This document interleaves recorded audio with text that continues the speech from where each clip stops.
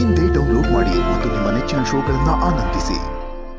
ಕಪ್ಪಾಳ ಬಾರಿಸಿದ್ರು ಎಷ್ಟು ಮಾತಾಡೋ ಸೊಕ್ಕಿದೆ ಇವಳಿಗೆ ಅಂದ್ರೆ ನಾನು ಅನ್ಕೊಂಡಿರೋ ಅಷ್ಟು ಸುಲಭ ಇಲ್ಲ ಇವಳು. ತನ್ವಿ, ಅವತ್ ನಿನ್ ಕ್ಲಾಸಲ್ಲಿ ತಲೆ ಸುತ್ತ ಬಿದ್ದಾಗ ಕರ್ಣ ಸರ್ ನಿನ್ನ ಎಷ್ಟು ಕೇರ್ ಮಾಡಿದ್ರು ಅಂತ ನೆನ್ಪಿದೆ ತಾನೆ? ಗಗನ್, ನಿನ್ ತಂಗಿಗೆ ಹುಷಾರಿಲ್ಲ ಅಂತ ನೀನ್ ಊರಿಗೆ ಹೋದೆ. ನಿನ್ ಎಕ್ಸಾಮ್ಸ್ ತೊಂದರೆ ಆಗ್ಬಾರ್ದು ಅಂತ ಕರ್ಣ ಸರು ನಿನ್ ತಂಗಿನ ಇಲ್ಲೇ ಶಿಫ್ಟ್ ಮಾಡಿ ಫ್ರೀಯಾಗಿ ಟ್ರೀಟ್ಮೆಂಟ್ ಕೊಟ್ರು. ಅದ್ ನೆನ್ಪಿದೆ ತಾನೆ? ಹೀಗೆ ಹೇಳ್ತಾ ಹೋದ್ರೆ 1000 ಎಕ್ಸಾಂಪಲ್ ಸಿಗುತ್ತೆ. ಆದ್ರೆ ಒಂದಿನಕ್ಕೂ ಕರ್ಣ ಸರು ಯಾರ ಹತ್ರನೂ ಹೇಳ್ಕೊಂಡಿಲ್ಲ. ಮುಂದೆ ಕೂಡ ಅವರು ಯಾವತ್ತೂ ಯಾರ ಹತ್ರನೂ ಹೇಳ್ಕೊಳಲ್ಲ. ನಾನ್ ನೇರಕ್ ಬಿದ್ದಾಗ ಅವ್ರು ಮಾಡಿದ್ದಿದ್ದಾನೆ. ನನ್ ಜಾಗದಲ್ಲಿ ಬೇರೆ ಯಾರೇ ಇದ್ದಿದ್ರು ಅವ್ರು ಹೀಗೆ ಕಾಪಾಡ್ತಿದ್ರು. ಒಬ್ರು ನೀರಿಗೆ ಬಿದ್ದಾಗ ಅವ್ರನ್ನ ಹೇಗ್ ಉಳಿಸ್ಬೇಕು ಅನ್ನೋದು ಡಾಕ್ಟರ್ ಆಗಿ ನಮ್ಮೆಲ್ರಿಗೂ ಗೊತ್ತಿರೋ ಬೇಸಿಕ್ ವಿಚಾರ. ಇಲ್ಲಿರೋರು ಯಾರು ಅದೆಲ್ಲ ಗೊತ್ತಿಲ್ದಿರಷ್ಟು ದಡ್ರಲ್ಲ. ಆದ್ರೆ ನೀವು ದೊಡ್ಡ ಮನ್ಸಿಂದ ಯೋಚನೆ ಮಾಡಿದಿದ್ರೆ ಗೊತ್ತಾಗ್ತಿತ್ತು. ನೀವೆಲ್ಲರೂ ಯಾಕೆ ಯೋಚನೆ ಮಾಡ್ತಿಲ್ಲ ಅಂತ ನನ್ಗೆ ಅರ್ಥ ಆಗ್ತಿಲ್ಲ.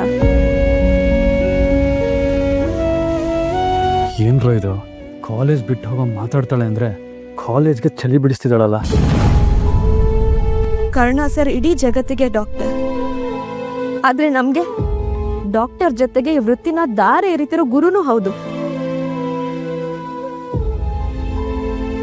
ಅಂತವ್ರ ಬಗ್ಗೆ ಕೆಟ್ಟದಾಗ ಮಾತಾಡಿ ನಾವು ಹೋಗ್ತಿರೋ ದಾರಿಲಿ ಮುಂದುವರಿಯಕ್ ಸಾಧ್ಯನಾ?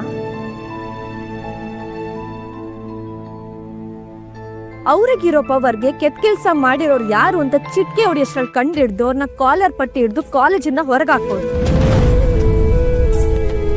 ಬಟ್ ಅವ್ರು ಸುಮ್ಮನೆ ಇದಾರೆ ಅಂದ್ರೆ ಅದಕ್ಕೆ ಕಾರಣ ಅವ್ರ ಒಳ್ಳೆತನ. ಕರ್ಣ ಸರ್ ತಪ್ಪು ಮಾಡಿಲ್ಲ ಅಂತ ನಿಮ್ಮೆಲ್ರಿಗೂ ಅರ್ಥ ಆದ್ರೆ ಅದೇ ನನ್ಗೆ ಸಮಾಧಾನ. ಆಮೇಲೆ ಇನ್ನೊಂದು ಮಾತು, ಇಷ್ಟೆಲ್ಲ ಗೊಂದಲ ಆಗೋದಕ್ಕೆ ಮುಖ್ಯ ಕಾರಣನೇ ನಾನು. ಅದಕ್ಕೆ ನಾನೇ ಕ್ಷಮೆ ಕೇಳ್ತೀನಿ.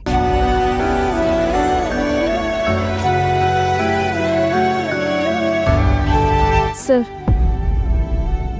ದಯವಿಟ್ಟು ನನ್ನ ಕ್ಷಮಿಸಿ.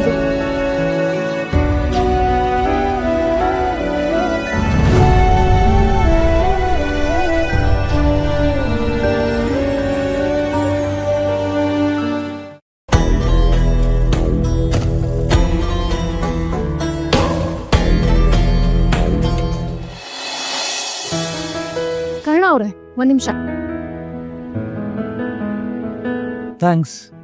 ನೋನು, ನೀವ್ ಹೇಗೆ ನನ್ನ ತಂಗಿನ ಉಳಿಸೋದು ನಿಮ್ ಕರ್ತವ್ಯ ಅಂದ್ರೋ ಹಾಗೆ ಯಾವ್ದು ಸರಿ ಅಂತ ತಿಳಿಸೋದು ನನ್ನ ಕರ್ತವ್ಯ ಆಗಿತ್ತು.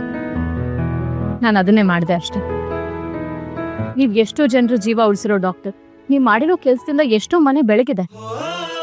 ಹೀಗಿರುವಾಗ ನಿಮ್ ಹೆಸರಿಗೆ ಕಪ್ಚುಕ್ಕೆ ಬರೋದು ಸರಿಯಲ್ಲ ಅಲ್ವಾ? ನನ್ನ ತಂಗಿಗೆ ಕೆಟ್ಟ ಹೆಸರು ಬರಬಾರ್ದು ಅನ್ನೋದ್ರ ಜೊತೆಗೆ ನಿಮ್ಮ ವೃತ್ತಿ ಧರ್ಮಕ್ಕೂ ಕಳಂಕ ಬರಬಾರ್ದು ಅಂತ ಅವಳ ಹತ್ರನೇ ಮಾತಾಡೋಕೆ ಹೇಳ್ದೆ. ನನ್ನ ನಿಮ್ಮ ಮಧ್ಯೆ 1000 ತಕರಾರುಗಳಿರ್ಬೋದು, ಆದ್ರೆ ನ್ಯಾಯ ನೀತಿ ಸತ್ಯ ಅಂತ ಬಂದಾಗ ಅದೇ ಮುಖ್ಯ ಅಲ್ವಾ? Once again thanks. ಆಮೇಲೆ ಇನ್ನೊಂದು ವಿಷಯ, ಒಳ್ಳೆಯವರಾಗಿರ್ಬೇಕು ನಿಜ, ಆದ್ರೆ ಇಷ್ಟೊಂದು ಒಳ್ಳೆತನ ಒಳ್ಳೇದಲ್ಲ. ನಿಮ್ ಒಳ್ಳೆತನನ ಇವತ್ತು ಅವರೆಲ್ಲ ಎಷ್ಟು ಮಿಸ್ಯೂಸ್ ಮಾಡ್ಕೊಂಡ್ರು ನೋಡಿದ್ರ?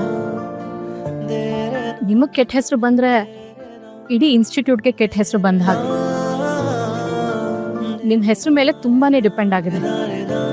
ನನ್ನ ಕೇಳಿದ್ರೆ ಇಷ್ಟೊಂದು ಸಹನೆ ಒಳ್ಳೇದಲ್ಲ ಅನ್ಸುತ್ತೆ. ಏನೋ ನಿಮ್ಮಿಷ್ಟ. ಹುಷಾರು, ಟೇಕ್ ಕೇರ್. ನೀವು ಕೂಡ.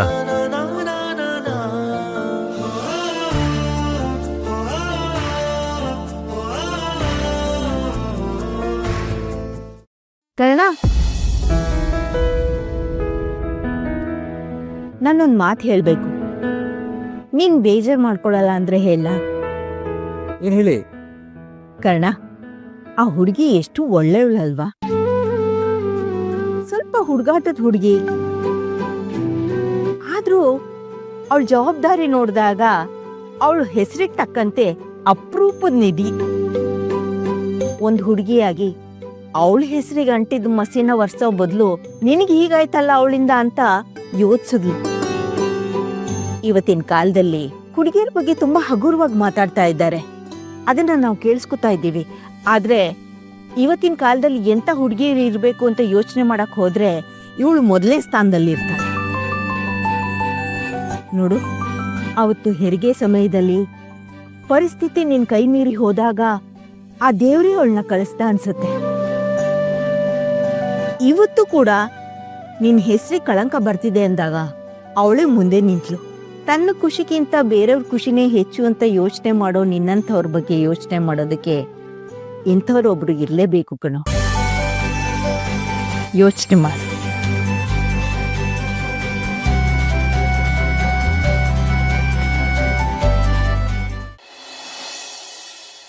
ಸಾರಿ ನಿಧಿ. ಸಾರಿನಾ? ಯಾಕೆ? ಬರೀ ಸಾರಿ ಅಲ್ಲ, ಥ್ಯಾಂಕ್ಸ್ ಕೂಡ. ಅಲ್ಲ, ನಾನೇನ್ ಮಾಡ್ದೆ? ನಿನ್ನಿಂದ ಕರ್ಣ ಸರ್ ಮರ್ಯಾದೆ ಹೋಗತೈತೆ ಅಂತ ನಿನ್ಮೇಲೆ ಭಾಳ ಬೇಜಾರು ಮಾಡ್ಕೊಂಡಿದ್ವಿ ನಾವು. ಯಾರ್ಯಾರು ಅನ್ಸಿದ್ ಪೋಸ್ಟರ್ ನೋಡಿ ನಿನ್ಮೇಲೆ ಸಿಟ್ನು ಮಾಡ್ಕೊಂಡಿದ್ವಿ. ಆದ್ರೂ ನೀವು ಮಾತಾಡಿದ ಮೇಲೆ ಗೊತ್ತಾಗಿದ್ದು ನಿಜ ಏನು ಅಂತ. ನಿನ್ ಬಗ್ಗೆ ಎಷ್ಟು ಚೀಪಾಗಿ ಮಾತಾಡ್ತಾ ಇದ್ರು, ನೀನು ಕರ್ಣ ಸರ್ ಮೇಲಿರೋ ಕಳಂಕನ ಅಳ್ಸೋದಕ್ ನಿಂತೆ. ನೀನ್ ನಿಜವಾಗ್ಲೂ ಗ್ರೇಟ್ ನಿಧಿ. ನಿನ್ ತುಂಬಾ ದೊಡ್ಡ ಮನ್ಸು.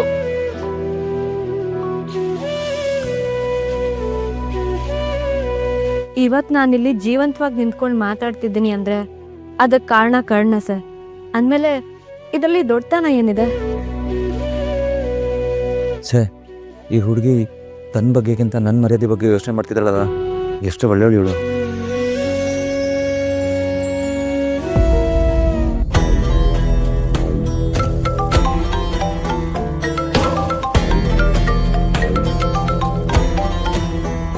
ಹಲೋ ಅಣ್ಣ, ನೀನ್ ಎಳ್ದಿರೋ ಲಕ್ಷ್ಮಣ್ ರೇಖೆನ ಪದೇ ಪದೇ ದಾಟೋ ಕೆಲಸ ಆಗ್ತಿದೆ ಇಲ್ಲಿ. ಯಾವುದ್ರ ಬಗ್ಗೆ ಹೇಳ್ತಾ ಇದೀಯಾ? ನಮ್ ಚಿಂತೆಗೆ ಕಾರಣ ಇನ್ಯಾರಣ್ಣ? ಆ ಕರ್ಣ. ಈಗ ಅವನ ಜೊತೆ ಆ ನಿಧಿ ಸೇರ್ಕೊಂಡಿರೋದ್ರಿಂದ ನಾವ್ ಜಾಸ್ತಿನೇ ಯೋಚನೆ ಮಾಡ್ಬೇಕು. ಏನ್ ಮಾಡಿದ್ಲ ಅವಳು? ನಮ್ ಲೆಕ್ಕಾಚಾರನ ತಲೆ ಕೆಳಗ್ ಮಾಡಿದ್ಲು. ಇಡೀ ಕಾಲೇಜ್ ಮುಂದೆ ಆ ಬಿಕ್ನಾಸಿ ಕರ್ಣನ ವಹಿಸ್ಕೊಂಡು ಅವನೊಂದು ನಯಾ ಪೈಸಕ್ ತಪ್ಪಿಲ್ಲ ಅಂತ ಬೆಣ್ಣೆ ಸೌರ್ದಂಗ್ ಮಾತಾಡಿ ಅವನ್ನ ಹೀರಾನೆ ಮಾಡ್ಬಿಟ್ಲು. ಈ ಮಾತು ಕೇಳಿ ನಿನ್ಗೆ ಎಷ್ಟು ಸಿಟ್ಟೇರಿದೆ ಅಂತ ನನ್ಗೆ ಗೊತ್ತಾಗ್ತಿದೆ ಅಣ್ಣ. ಈಗ ಆ ಸಿಟ್ಟನ್ನ ನಾವ್ ಅವಳ ವಿರುದ್ಧ ಪ್ರಯೋಗಿಸ್ಲಿಲ್ಲ ಅಂದ್ರೆ ಪದೇ ಪದೇ ನಮ್ ದಾರಿಗೆ ಅಡ್ಡ ಬರೋಳು ಅವಳು ಒಂದ್ ದಿನ ನಮ್ ದಾರಿ ಇಲ್ದೆ ಇರೋ ಹಾಗೆ ಮಾಡ್ಬಿಡ್ತಾಳೆ. ಕರ್ಣ ಅವಳನ್ನ ಮಾತಾಡಿಸ್ದೇ ಇದ್ರು ಅವಳಾಗೆ ಹಿಂದೆ ಬಿದ್ದು ಬಿದ್ದು ಮಾತಾಡ್ತಿದ್ದಾಳೆ ಅಂದ್ರೆ ಅವಳೇನೋ ದೊಡ್ಡ ಹೆಜ್ಜೆ ಇಡೋ ಪ್ಲಾನ್ ಮಾಡ್ತಿದ್ದಾಳೆ. ಹೆಜ್ಜೆ ಇಡೋ ಜಾಗದಲ್ಲಿ ಅದೆಂತ ಮುಳ್ಳು ಇಡಬೇಕು ಅಂತ ನೋಡ್ತಿದ್ದೆ.